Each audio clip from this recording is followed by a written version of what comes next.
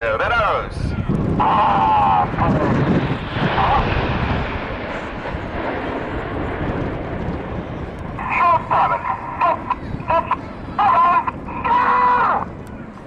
The team this year led at the front by Wing Commander Jace Hawker. Jace is in his third year as team leader.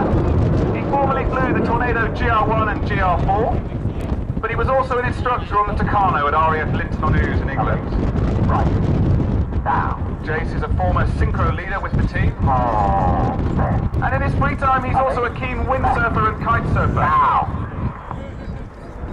He can also play a little bit of piano, but as far as we can tell, he only knows how to play Angels by Robbie Williams.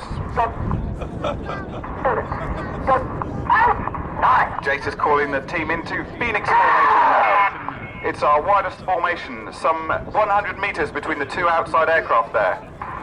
So when Jace rolls his aircraft left and right, the guys on the outside not only have to roll, but they have to pitch and make some pretty big power changes too to stay in formation.